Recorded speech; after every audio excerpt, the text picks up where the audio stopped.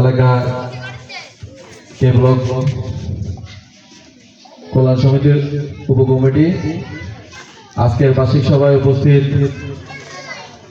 আমাদের সিনিয়র নেতৃবৃন্দ এবং উপস্থিত আছেন এলাকার মুরব্বিয়ান এবং বন্ধুরা, সকলকে আসসালামু আলাইকুম।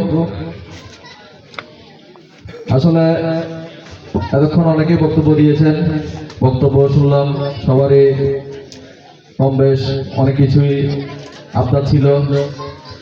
আবদারগুলা আসলে আমরা বিগত এক বছর যে আপনাদের আবদারগুলা পূরণ করতে পেরেছি, কিছু এখনো বাকি আছে। আশা করি আমরা সকল আবদারই পূরণ করব। তবে আপনাদেরকেও আগে আসতে হবে, আমাদের পাশে দাঁড়াতে হবে আপনাদেরকে। আপনারা যদি আমাদের পাশে দাঁড়ান, আমরা সামনের যে কাজগুলো আছে ওই কাজগুলো সুন্দরভাবে করতে পারবো। একটু আগে একজন বলেছেন যে মহিলা মানুষের গোসল করার মানে মারা গেলে ওদের গোসল করানোর ব্যবস্থা করার জন্য ইনশাল্লাহ আমরা এটাও পূরণ করব। এবং তবে আপনাদেরকে আসতে হবে, আপনাদেরকে এলাকাবাসী যারা কে ব্লকের বাসিন্দা আছি আমরা, আপনারা সকলে মিলে যদি আমাদেরকে হাত বাড়ায় দেন, আমরা অবশ্যই কাজ করতে পারবো। আমার পক্ষে একা সম্ভব নয় যে আমি ওই কাজটা করার, এবং আমাদের মঞ্চে যারা আছেন এবং আমার কমিটিতে যারা আছেন আমাদের সকলে সম্ভব নয় যে আমরা একত্রিত কাজগুলো করার।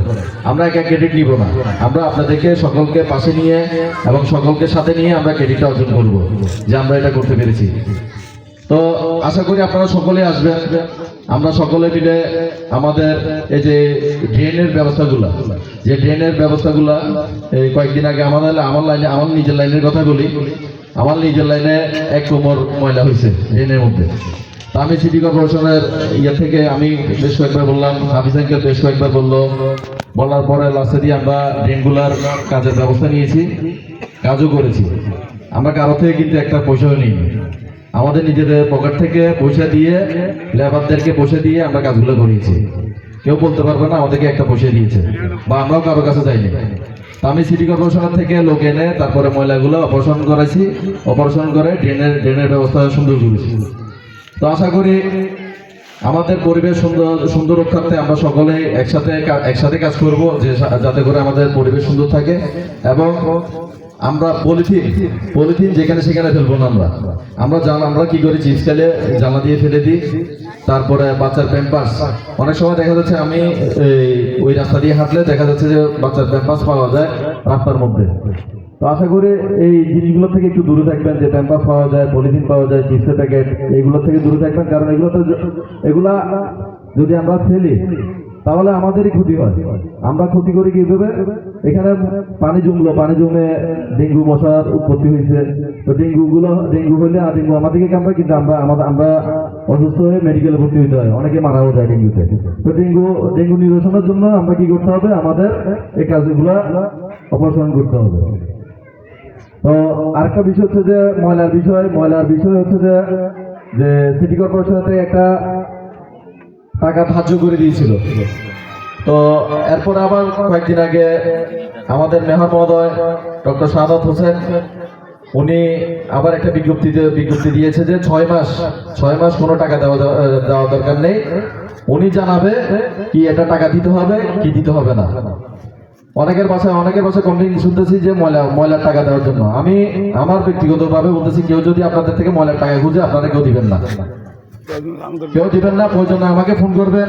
এখানে সুমন ভাই আছে, সুমন ভাইকে ফোন করবেন, মিঠু ভাই আছে, মিঠু ভাইকে ফোন করবেন। আমরা আপনাদের পাশে আছি এবং সবসময় পাশে থাকবো, ঠিক আছে? যতক্ষণ না পর্যন্ত মেয়র মহোদয় বলবে না যে আপনারা টাকা দেন, ততক্ষণ পর্যন্ত দিবেন না। আর আমরা কমিটির থেকে একটা ডিক্লারেশন আসবে যে আপনারা টাকা দেন। যদি ময়লার, আমি আজকেও শুনছি যে এখানে কে নাকি টাকা খুঁজছে, বলছে যে টাকা না দিলে ময়লা নিবে না। তাই বলছি ময়লা নেওয়ার দরকার নেই, আপনার রাস্তায় এক কোনা দিয়ে সবগুলো ময়লা জমা করে রাখিয়ে আমরা দরকার হলে সিটি কর্পোরেশনে টাকাবো, টাকায় বলবো যে কি কারণে দিচ্ছে না। আমরা হোল্ডিং ট্যাক্স দিচ্ছি, তো হোল্ডিং ট্যাক্সের মধ্যে 12% একটা ইয়ে আছে বছরে, যে 12% আমরা হোল্ডিং ট্যাক্সের ভিতরে ময়লার টাকা দিই। আমরা তো সকলে হোল্ডিং ট্যাক্স দিই না? তাহলে আমরা যদি হোল্ডিং ট্যাক্স দিই তাহলে আমরা ময়লা টাকা কেন দিব? ময়লা এমনিতে নিয়ে যাবে আর যদি ময়লার টাকা নিতে আসে, ময়লার টাকা দিতে আসে, আমাদেরকে ফোন দিবেন। আমি আপনাদের পাশে সবসময় থাকবো। আপনারা আমাকে ফোন করলে সবসময় আপনারা আমাকে পাবেন। রাত দিন 24 ঘন্টা যখনই ফোন দিবেন আমি আপনাদের পাশে আসি দাঁড়াবো। তো আশা করি আপনাদের এই জিনিসগুলো আপনারা মাথায় রাখবেন। এবং আমাদের ড্রেনেজ ব্যবস্থাগুলো আমি এর আগেও আমাদের সভাপতি এবং সেক্রেটারি ওনাদেরকে জানাইছি যে আমাদের ড্রেনেজ ব্যবস্থাগুলো এগুলোর জন্য আমরা সিটি কর্পোরেশন একটা দরখাস্ত দিব। যদি ওনারা করে দিবে, আর না হলে যার লাইনের যে ড্রেনেজগুলো আছে আমরা নিজেদের থেকে উদ্যোগ নিয়ে ড্রেনগুলো আমরা নিজেরাই সৌন্দর্য বর্জন করব। আমার যদি ড্রেন সুন্দর থাকে আমার পরিবেশ সুন্দর থাকবে। আশা করি সবাই এই জিনিসগুলো মাথায় রাখবেন। এবং আমাদের এখানে গেট দেওয়ার বিষয়ে কিছু কথা তো উঠছে। তো আমি আমার সিনিয়র মহোদয়ের কাছে একটা জিনিস বলবো, আপনারা ওই যে ফিরোজ শাহ কলোনি যে লাইনটা আছে, আজকে আমি এই জিনিসটা শুনলাম ফিরোজ শাহ কলোনি যে লাইনটা আছে ওই লাইনটার গেটটা হবে যে পাশে, তাহলে আপনার ওই কে ব্লকের গেটটা কোন পাশে হবে আমি এটা ওনাদের থেকে জানতে চাইবো। ওনারা এটা জানাবেন।